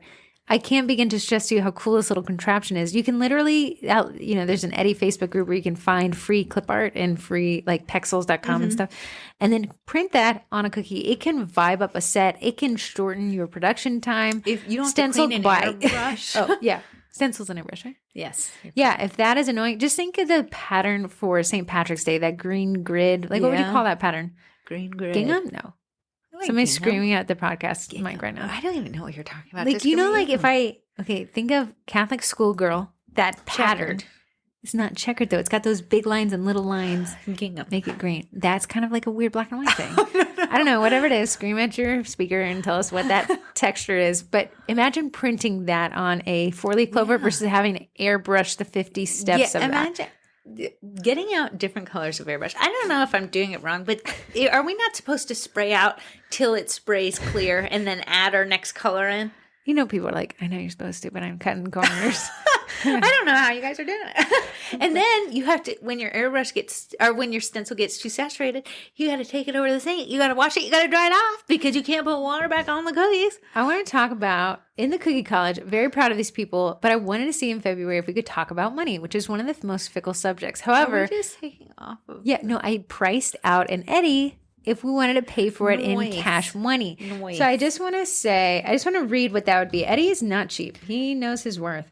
But if we bought an Eddie in cash, here's what we would look like. So this was a saving scenario if we didn't want to finance Eddie. His financing ends up costing us more in the long run. So he's $2,998. I know, grab a seat, take a deep breath. But if you saved for just 1 month, again, you'd have to save that. But if you saved that, the amount needed to buy him over 6 months, you'd only have to save $500 a month. If you saved up for 12 months, so let's say you say February 2024, I can't believe I just said that, 2024, you would only need to save $250 a month for 12 months. Now, in my savings scenario, I said, what if we got that $250 through cookie classes? Let's pretend our class ticket is $50. So I wanted to find a middle of the road. If you wanted to buy him this month, you'd teach 6 classes if they sat 10. Yeah. If you wanted to buy him in 2 months, you'd only have to teach 3 classes. If you wanted to buy him in 5 months, you'd only have to teach a class and a half at $50 for 10. And if you wanted to buy him in 6 months, just 1 class a month. Wow. For 6 months, you could get yourself an Eddie and you wouldn't have to finance it, which means his price out the door would be $2,998. Now, I saw somebody in the Eddie group said, how long did it take for Eddie to pay himself back? People were saying like 1 month, 2 weeks, 8 weeks. It really does. You really need to determine what your goal is with Eddie. If you're like, I don't really know, I just want him because someone down the street has him. You're going to end up selling in about a year. So in that Primera group, go check it out. $2,998 is for a brand new one, but you can actually buy a used one by finding them in that group. Or a refurbished one through Primera. And Primera, amazing company, said if you buy a used Eddie from somebody, not even a refurbished one from Primera, a used Eddie, they will honor that the warranty goes with the printer, not the person, Nice. and they will reintroduce that 1 hour of training you get with Primera that's support. so nice. So that's an even cheaper way to kind of buy this machine. But yeah, as we always say, work from your goals. Is Eddie something you're going to incorporate? Are you going to market him effectively to make that money back? You don't want to just buy something that expensive and have it sitting on a dust gathering shelf. Looking at you, Dust cricket. gathering shelf is what you just said. Dust gathering. You don't want to have on a shelf gathering dust, but you said No, dust. I meant like a dust No, that's one I dust intend. gathering shelf. Yeah, like that shelf's up there is a dust gathering shelf. gonna Anything call- that gets on that shelf. Foul on the plate. No. No. Foul on the plate. Will to feet was a foul. This is not a dust gathering shelf. Dust Please weigh into the podcast next week if you think that was spoken on error. Last but not least is the best meringue powder on the market. So vibey. I know. I really like it. Royal Batch is a meringue powder made by a company called Bakety Bake. She is and was a cookier and said, you know what? I think we can do this just a tinge bit better. So what she did was include food coloring, so it's already bright white when you make it up. Corn syrup and vanilla extract is already in the mix. And all you have to do is add water and powdered sugar. And you get to have the best meringue powder too. I actually follow the directions on the bag, which is like a third, and a third. But you can do whatever you want. You can just sub out your current meringue powder for this meringue powder. I love it. It's silky smooth. It has a great finish. And it tastes yummy. Heather knows I made cookies for Saturday. Oh, they were and she delish. ate them. Dinosaurs. Do you want to go through our holiday countdown? Oh. No, that's boring. No, I like it. Boring. It's my podcast. Too. You can save 10% by using code TWINS at Mardi Gras. checkout. And you didn't wish anybody Fat Tuesday. Somebody said Mardi Gras is always on Fat Tuesday, and it's always on Tuesday. You'll never guess. Well, happy Mardi Gras. Happy Mardi Gras. You want to earn these little pearls? No, not for you. St. Patrick's Day is in 24 days. 24 You doing days. anything for that? Didn't you draw some DIY kits? I have DIY kits and PYOs. And those Lucky Charms that are really cute. Wait, that is so cute. the Lucky Charms. That is my favorite cookie. When you guys do Oy, nay. IP, yeah, Corey's like, I'm going to steal this IP. Nice. Copyright infringement, Sunful. When those Lucky Charms cookies are so cute. And Miss Cookie Packaging has the cutest bag that you can bag those bad boys and sell them like that. That's It's a great derp. one. I don't think St. Patrick's Day is a huge seller for us in our very transient area, but if you had a heavy Irish population or influence, I think that's going to be a big I will say holiday. for our area, it's very last minute. People will be like, oh, I Yeah. forgot about it. It's kind of like, it's St. Patrick's Day? Yeah. Drinking day? What's everybody doing? And then on, I'll baby. say that the Irish pubs in the area, you can't touch them. Yeah. Easter is 47 days away. Now that one's going to be a big cookie classes one, platters one, customs one. Yeah. Yard egging? You guys remember that? I think it's going to be a big seller. It was a fun vibe. Yeah. Now, as COVID precautions have kind of lifted, I think it will see like a downturn a little bit. It was kind of like my kids haven't left the house in 5 months. Yeah. Can we have something fun going on? But I will say, as a parent who does not it's want so to go in, fun. I did see it at Target. Tarsh. They had the set and had one golden egg in there. What if you egg yarded somebody and had the one golden egg, and then you had a special cookie for whoever found That that? would be so cute. Teacher appreciation is like a week long. It is. I do well with teacher appreciation, but it's also on a cookie con week. Yeah, so teacher appreciation is the same day that Corey and I will be actually at CookieCon Ohio and have a happy hour. If you want to meet your heroes, if you want to drink, if you want to blur out your heroes, yeah, we're just gonna do a happy hour at one of the restaurants there at the Kalahari in Sandusky, Yes. Ohio. You can find details on that in the events listing of the group. Nurse appreciation. That's a big one. That's a big one. Some people could get, like, if you didn't you have that hospital asking you to do letters? I did. How'd that go? She's like, I need 10 dozen. I said, that's a little Right, you bit too said much. this in the last podcast. And then I said 5 dozen. And she said? She has to get approval for the No, finance. makes sense. That might be one where Eddie could come and save the day for some of y'all. Mother's Day, big one. Big. 82 days away. So you got roughly 2.5 months to get your cutters in, get your plans going. I would say you want to start marketing Mother's Day a tinge bit early because we really want to see if we can get these cookies to mothers. You know, Can Mother's Day look springy too? So you can kind of you can. I love the mason jar sets. Corey Mason jar, stackable flowers. It was Corey cute. We Mason. taught it as a class. Can't say that it's sold out the first time. Last year when we did it did. Remember? Yeah. The little That was transfer. very. I think it included 2 extra cookies to make that mason jar Oh, set. yeah, it was definitely a profit loss. It was. Graduation is this moving target, and someone made a great point. It is hard to find the graduation dates because they are not easily They're found. different Someone from said me. the snow will affect graduation. Because you get the days Yeah. off at the end. or you have to add more. So that's going to be rough, but I'm going to shot in the dark. The average I could find is 91 days away. So we're obviously very out there, but that seems to be the biggest heavy hitters that we see in the industry for the next quarter 2. Can you believe it is No. the end of February? No. When Isn't it next week? Yeah. Because it's only 28 days. Next Tuesday is the last day of February. Wow. Payday, guys. Oh, and then March. The daffodils here bloomed. You even said daffodilin. They're- Couldn't get that word out of my brain. That was a cute name. Dylan. Daffodilin. Yeah, it's going to be 80 degrees today, and we're going to have a summer storm later. It's 80 degrees today. It'll be 80 degrees on Thursday, and then go kind of cold and possible chance of snow on Friday and Saturday. But Are you kidding me? it's a wild ride here in the Northern The Virginia area. daffodils. This is weather with Heather on the 8s. But yeah, I mean, we're chugging through this year. Before we know it, It's we'll be gonna dead of be. summer, and then we'll be dead of winter. Yeah. Cha. It'll What's be your good. Twinterest? Oh, What's good your Twinterest? one. I have one. I was popcorn priced so hard. So hard. If I go to the flagship car wash twice in 1 month, it is $46. If I sign up for a monthly membership, it's $31 and I can go every day. We have now gone twice. So in 2 Corey days. says to herself, the car wash she signed up for is actually far from her house, but it's next to her favorite fast food restaurant. She takes her son on Sundays.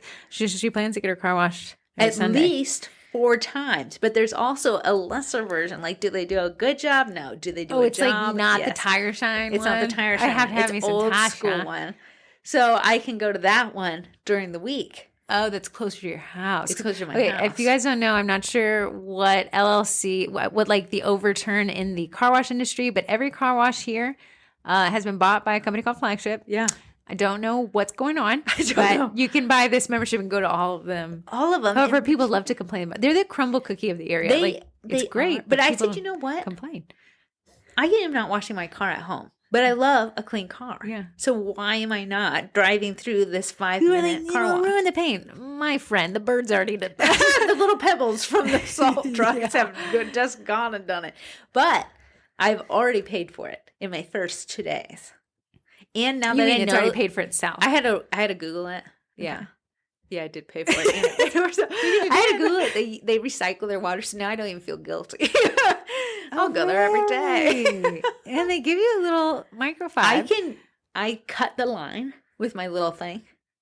Cut. Oh. I get to cut. There's a members only Oh, line. really? It's like the Disney parks. Yeah. Pass. Yeah. And I said, sir, how hard is it to cancel this? He's like, click of a button. I said, sign. You see, Oh. and you know what? They make it so easy. That's good. That's good. And why I was popcorn priced is because it made so much sense to opt into their monthly because they're expecting me not to go every day. Little do they know. You gotta I'll go. be there every day. It's like the gym membership mentality. It's the mentality that you sign up for gym membership, you don't go. But it's not cost Stop effective. judging me. What? Stop judging me. I'm judging. I bought, okay, so you know the car wash I go to is the one we went to when we were 5. And we used to be like, Mom, the bubbles. Oh, I don't love that Fair one. City. I don't have to get out. It's the last at the car wash. Do you have to get out? Not in Flagship. You don't? No, man, you driving all the way through. Yeah, Fair City. But Fair City, they were like, if you buy 5, it's $80. So you save $20. You get one of the car washes free. But- $80. Yeah. So I like look at the weather. I do my anti-rain dance, and then I say, okay, we're gonna get a car wash. See, What do you before waste? I would get a car wash and it would rain the next day. Now I don't care. I'm You driving literally through got your puddles. car wash today, and now it's gonna storm. And I'm okay with There's it. a wind I'm advisory. excited to go back to the car I was wash. wondering why you were in such a good mood when I read the weather. I know. I said, oh, yeah. 'Cause usually you're like, usually I'm like, I just want my car. My Twinterest is actually this client that we're buttering up to work with. Great. I think it'll be a great client's mechanic shop.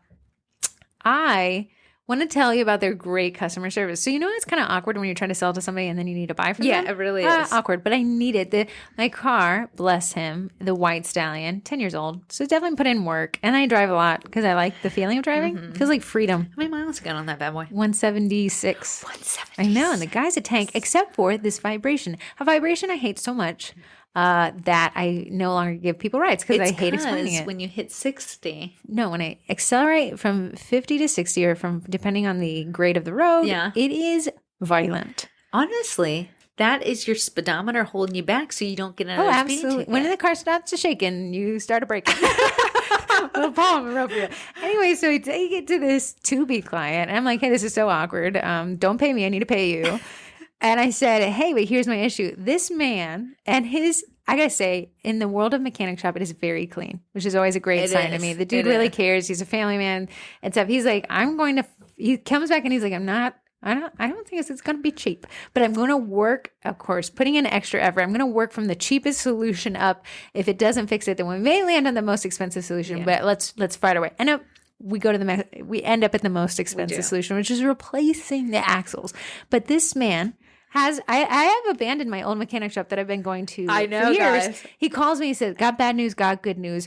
Definitely the most expensive. I've tried everything. It is the most, you need your axles. However, I've called Acura Corp and the National Highway Safety Board, and you have a recall for this exact part. Yeah. Here's what to say to Acura. I've already scheduled. I go in on Monday, and Caesar at Acura is like, oh, yeah, absolutely, you have a recall on these, and we can replace them as soon as you get here. So you're going to get a rental?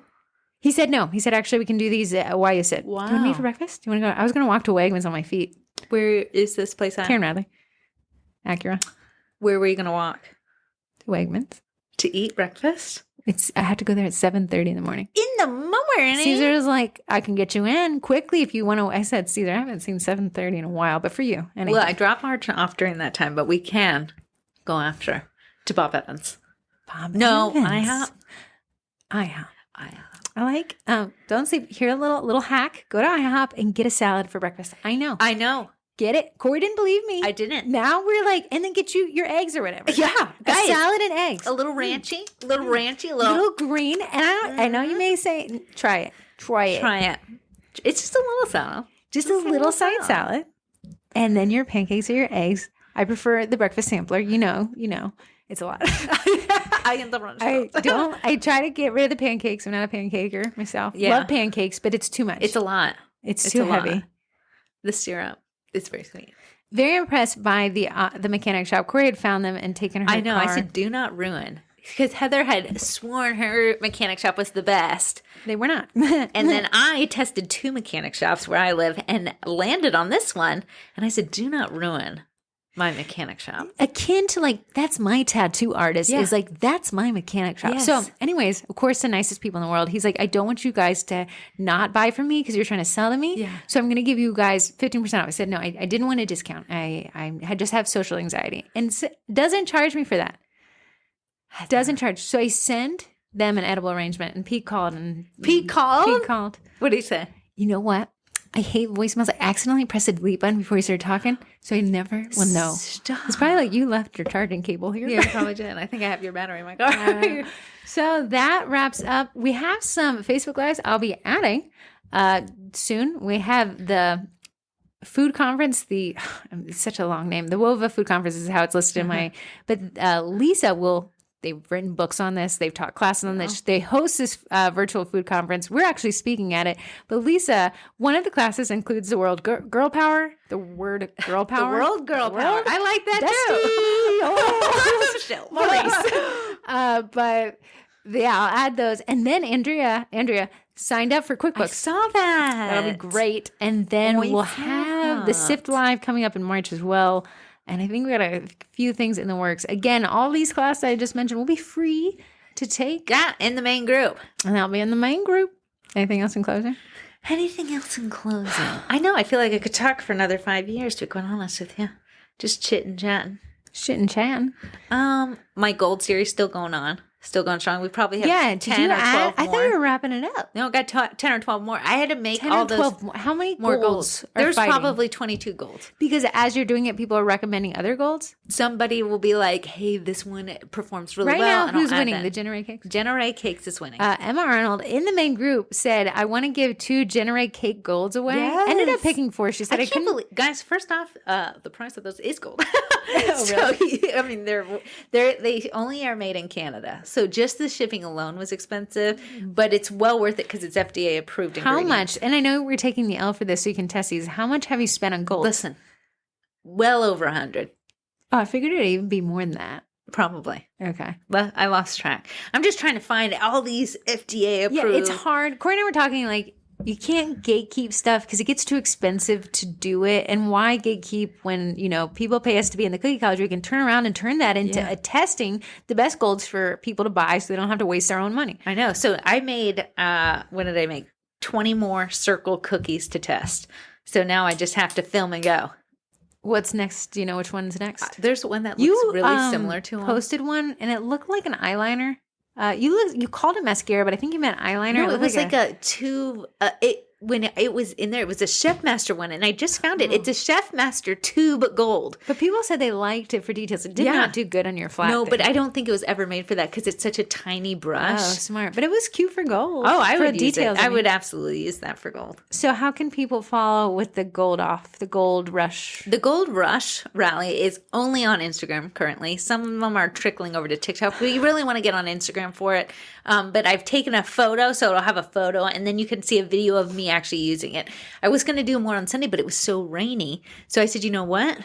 I'm going to only give it the best opportunity and film when it's a little bit brighter. Yeah, I wanted after the sugar cookie marketing. Why can't I say that? Sugar cookie marketing _ is the Instagram handle. Don't ask me why we have an underscore. It's a long toxic story. It's not. Somebody parked it and never answered my bribe. They did not. But after you wrap up the gold, where are we going to next? I kind of like this. Asked for silver. You said piping bags. I think piping bags. How would I test a piping bag? Squish it until it pops and be like, that was a good 7-seconder? Well, can we talk about the flex? I don't know. I don't hate. The harder piping bags are harder to work with. The flimsy ones are great, but they pop. So I don't know. I have so many different types of bags because every time I try a new one, it's my new favorite. Can you do an airbrush off? I could do an airbrush off. You hate airbrushes. I do. I don't think it would be greatest fair. one to test them. I could do a color off. Like, you have AmeriColor, you have powders and stuff. Ooh, that's a good idea. I think people are curious. A lot of people say, I'm never going to switch because they just don't want to risk it. And it's hard to switch what you're used to because you got to have that learning curve and it gets expensive and it gets risky. Yeah. Someone asked to try silvers. Okay, but that's kind of on the same brand. It's still on par. And Jenna Ray makes a silver, so we already know that's going to work. Jenna Ray done swept. Someone did. I can't remember. Someone did. Oh, markers, edible markers. Oh, that's a great one. That's a good one. That's the one that a lot of people are having to burn through to see. Again, just to save money. Yeah. So, Corey can test. So you don't have to. All right. Oh, we good. All right. I'm chatting out. Really? You said 5 years and we went down to 5 minutes? I know. And then I ran out of words. You don't have any more twin tours? I feel like you've been in a spending mood. I have been in a... Okay. Oh, if we're just bringing everything. Yeah, I don't know. Why not? Okay. Oh, Walla came out with a cup with a handle. I'm looking for one. My mom found 2 today. We're fighting those. Yeah, I feel bad. I'm not going to ask for one. Then I'll get it. Okay. I like my old Walla. I feel like it. Old Walla. My old Walla. What I have so much skincare. It looks like a Sephora in my bathroom. Right. But the one thing that I have used, that I have visually and texturally felt a difference, is Paula's Choice 20% azelaic acid. Niacinamide. Sorry. Why were we talking about azelaic acid? Because I started azelaic acid because my face is red. Oh. So niacinamide is great for texture. It minimizes the look of pores. I usually have very textured skin, not necessarily acne, but like weird bumps.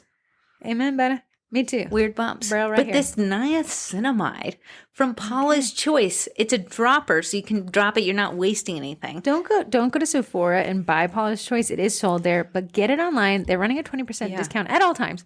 If you pay without a 20% discount for Paula's Choice, you overpaid. I overpaid. Don't sign up for their text, though. They will never not text you. Texture. But that's a good one. Okay, so your face is red. It is red. Here's the thing. I like this skincare subreddit. I think it's called Skincare Addiction. And then there's Skincare Over 30, which is us. Yeah. But they recommend for redness milazepam. Now, it looks like a ripoff on Amazon. So what's the difference between azelaic acid and marzipan? It is azelaic acid.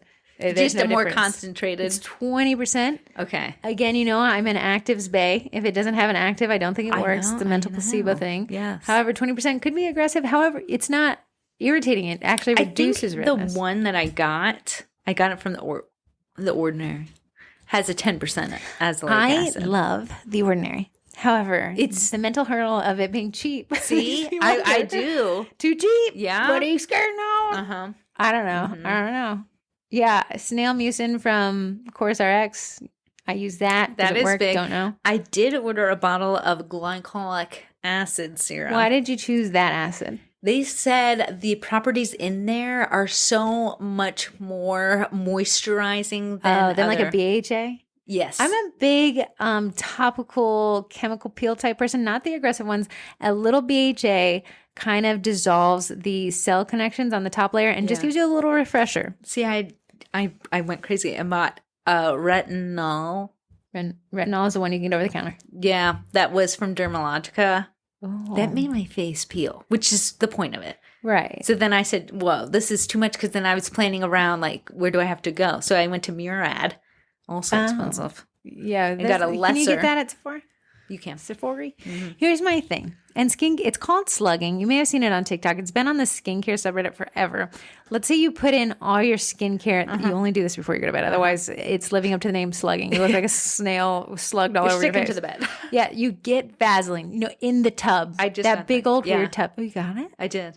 I don't want to see your thing. Okay, yeah, this is the antithesis of my teens where I thought a dry face was a healing one. No, we want a wet face. We want a moisturized face. So what happens is you put all this moisturizer in your face, then you go to bed, and then it's constantly being leached out in kind of a dry environment. Yeah. We want to lock that in. You have 8 hours that you can just let skincare Yeah. care for And you. we don't want the air to get the skincare. It is not the correct Yeah. air. But what a Vaseline does, or an Aquaphor, these kind of tub-like, very, very slimy Very texture thing, is they're thick. considered an occlusive, which whatever is underneath it gets locked in. Yeah. So you put all your skincare on, all your moisturizer, try to lock in because, a moisturized skin really kind of lets the actives work. And then you coat yourself in Vaseline. It is the weirdest feeling. You go to bed, you're sticking to your pillow. It's kind of miserable. But when I wake up in the morning, it's like the 8 hours, the skincare did work. Yeah, The cells turned over. they turned it. And you may be saying right now, Heather, I don't believe you. Hey, listen, man. I grew up where I thought moisturize, in our teens, where we're like, a dry pimple is one that's dead. Oh, this flake, awesome. Yeah, but now kind of you see this research coming out that healthy skin is this moisturized, and then you don't want to feel burning when you put a topical on. And what one TikTok person, he's like a skincare dude and a facial. No, it's the other guy that got his nose done. Oh, he's like a plastic surgeon. Yeah, I like him. He said, you think your skin's sensitive. It's not. And I swear, I thought my skin was sensitive. It's not. We're just not using the products. I'm just not. I'm scared of using stuff that could work. So what I can't remember the creator's name. Again, Corey and I, my family, influenceable. But she calls it the glazed donut method. Anything that makes your face look like a glazed donut, like Krispy Kreme style, she's like, that is moisturizing. And it's a lot of serums, and I really have used it. And to me, it has really, really helped with the formation of new acne, kind of keeps it at bay. Yeah. And then now locking it in with Vaseline, which is the weirdest vibe. I'd say 1-2 punch. I really like it. Yeah, I got the Codalet serum. Okay, that's expensive, man. Oh, I'm not but trying to be we got influenced a with the little wildest. tester, unfortunately, and I like it. You say we, but I didn't get that gift. You did not. No, I got something else. What'd you get? I got this like kit of things, but one of them include Ilia mascara. Really like it. Yeah, I had given that to Summer. Took it. She took it. Yeah, remember when I got it? I really like it. If you could go take it back. Oh, weird. I should. Yeah. It did come with a mini mascara, but it didn't look like something I would love. Yeah, the Ilia big one. It's the brush that really makes a difference. Also, I got the Makeup by Mario foundation. Corey's going on a rich lady skincare, and I'm out. Yeah. I'm out. She's, what, are you going to say SkinCeuticals next? Me and Heather are so fluorescent. It's so hard to find a foundation that matches this weird skin tone. A little bit of red, very white. Yeah. A lot of them have like very yellow Or undertones. too white. I Yeah, need where to. it's like that got this cast. Yeah. So I found the Makeup by Mario one, and I tried it on the back of my hand, and I said, "Wow, it is." I think I'll splurge. I will Tell me what the color is, and I'll go get it. go to the far right. Really? The highest one? I think it's 1C. If I had to be in there. You got to take a picture. I want to 1C. see it on the bottle. Okay. Yeah. Really like it. Okay. Really like it. Okay, vibey. And then if you're wondering, since now we're just wasting your time, I've gotten into Botox. It's not cheap at all, but I have this forehead wrinkle that could. Like Make this your forehead. scrunchier. It should be right there across it now. Yeah, but like your these eyebrows are fighting is this guy. less than this side as far as wrinkles. My eyebrows they will figure out a way. However, because I moved, I was supposed to go this week. Are you going? No, I moved it so I didn't look wrinkly for CookieCon, and I also don't want to spend a lot of money. Like, how much is it? It was $500. So you would probably go twice a year, technically every 6 months. She said the first time, she's like, we're not sure how strong them little face muscles are. So she put me at every 3 months. She said, I'm going to put you at 3 months, but just log back in and switch it. So I scooched it out to 4 months since the last time I went. Every 3 months? I was like, well. $2,000? My eyebrows are high because you just did that price. But if you could go twice a year, again, at the end of the day, if you're fighting wrinkles, that wrinkle on my forehead is not maintenance. Yeah, but this was really not prevented. It was already here. Yeah, because we should have been doing it in our 20s. Are you going to go? You don't have the wrinkle that I have. Go up. No, with your eyebrows. Look. Go up. Look, you see those 4? Yeah, but they're little. She would knock those bad boys out. Yeah, and then I have a little furrow. There's a line right there. Oh, she'd get rid of it. Know, Come with me next time. You're not going to go. You never have. I've offered it. I'm going to because I can't beat the old twin. I want to spend $50. I can't beat the old twin. Okay, like, now you kind of see people saying they wish they didn't do Botox. It does change the way your face works, and it changes the way the expressions work. I don't want to express. Because really, you're putting in a toxin in your face. Put it in my face. Botulinum I've been toxin. using deodorant for years. Well, I'm sure I'm going to croak from the deo because I've been using Dove. Unilever is not looking at me. I've been whitening my teeth. How do you think? They look way better than last week. I agree. How about mine? But yours always look white. Smile your biggest. I think she could make your lip, the Botox lady, make your lips even out. Because look, now I can't Mine are raise not one. even. Yours are. Because she put one time. She didn't even do it the second time. I've only been twice.